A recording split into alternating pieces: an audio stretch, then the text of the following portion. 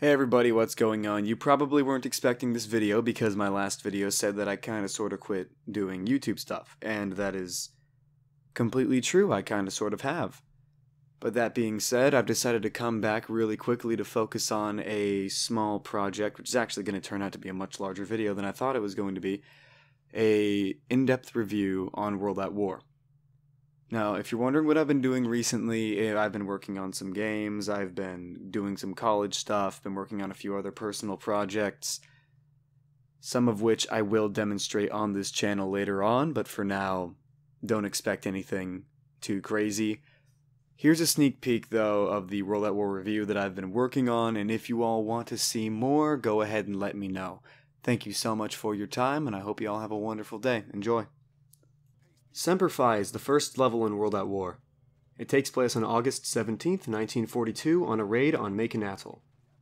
This raid is one that actually occurred, and while the casualty numbers in-game are way higher than the casualty numbers in reality, it doesn't stop the level from being a well-made one. When I first played this game back in 2010, it was just after I had purchased myself an Xbox 360. I played this level and was severely disappointed. I had just played through Call of Duty 2 and 3 at the time, and upon playing this level I saw the changes made to World at War to be extremely off-putting. The knife swing looked janky as hell compared to the Call of Duty 2 melee, the weapon play and sounds were far less powerful, and worst of all in my opinion is that the player just felt floaty. But that was just my first impression of the game, and by the end I fell in love with World at War, and my over 650 hours clocked on Steam should be enough to prove that. Just take into account that before I bought the Steam version of this game, I played on Xbox 360 for 4 years. Yeah, I've played this game a lot. Looking at this level now, it's actually rather well put together. There are so many little details packed in the game that I never even realized until I've actually been exploring the areas, figuring things out, and no clipping out of the map to check it out. This entire map is actually contiguous, including the areas that you don't see. I think that's pretty impressive.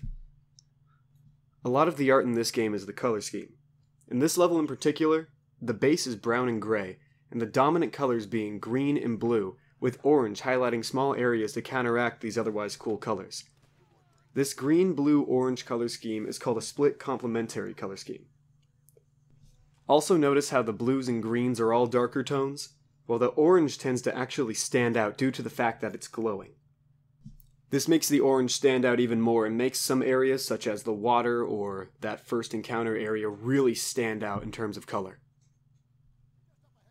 The amount of detailed clutter that World at War's levels showcase is impressive in and of itself.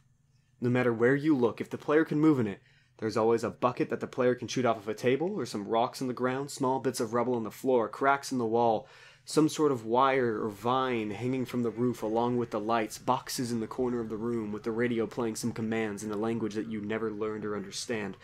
It sells the atmosphere. There is something about World at War that I think previous games did better. You see, in World at War, the soundtrack overpowers a lot of the ambient noise in the game, and I think that's just a shame. A lot of the best encounters in Call of Duty 2 were done when the music was off, and machine guns were rattling and anti-aircraft guns were firing. You can hear the battle in the distance. It's just incredible when you can actually hear all these different sounds and it sucks you into the world.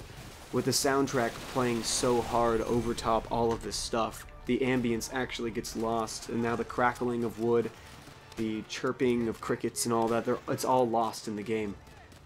Here's a clip of some of the ambient noise in an area in Semper Fi where the music isn't quite so overpowering.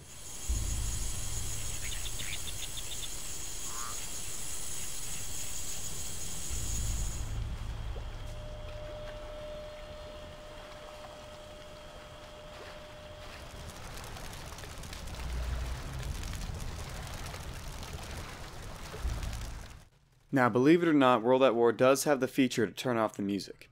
I did so, and the level felt very different. Some parts felt better, some parts felt worse. You can be the judge on that one. I'm going to display a few clips now for you.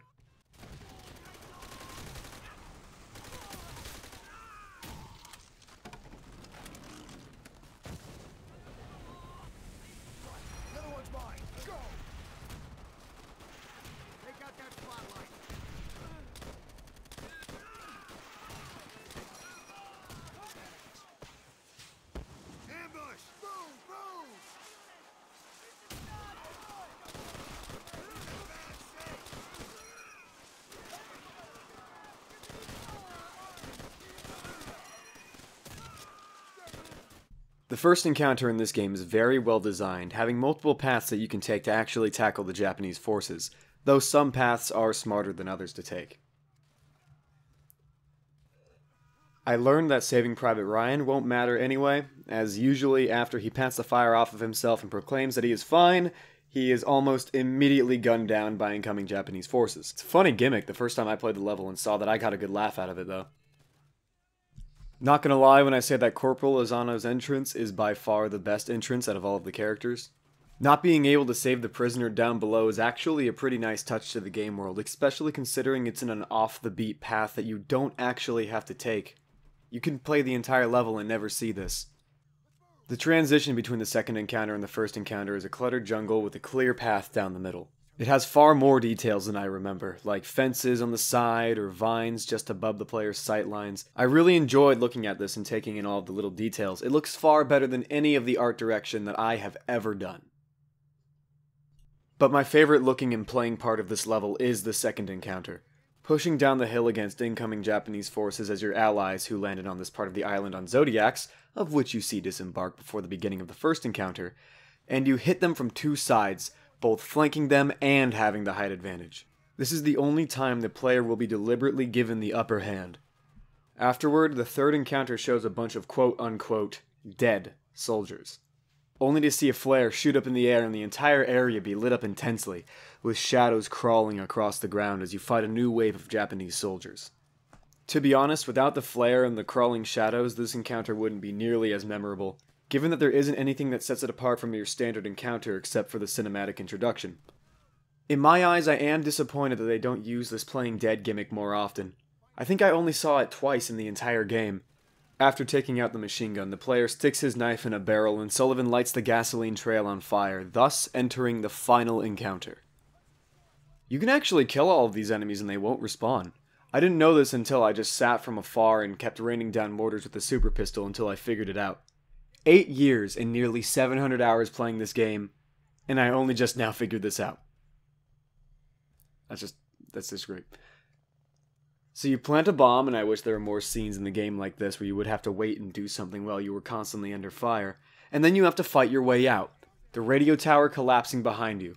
You're pulled ashore and escape, and I assume those people you leave behind on the island are the 9 soldiers that end up getting captured and executed according to the actual raid that took place on August 17th, 1942. Some of the events in this level certainly show its age. And just looking lightly beyond the grass yields barren landscapes you wouldn't have otherwise noticed. I noticed since I'm a little nosy shit, but a lot of you guys when you first played this probably didn't notice that there's no grass or any kind of tree or foliage beyond the initial set and that forest pathway. But just seeing how pretty some of these areas are, it's made me realize that sometimes being a little shit and no clipping out of the map can give me some of the best views in the entire game.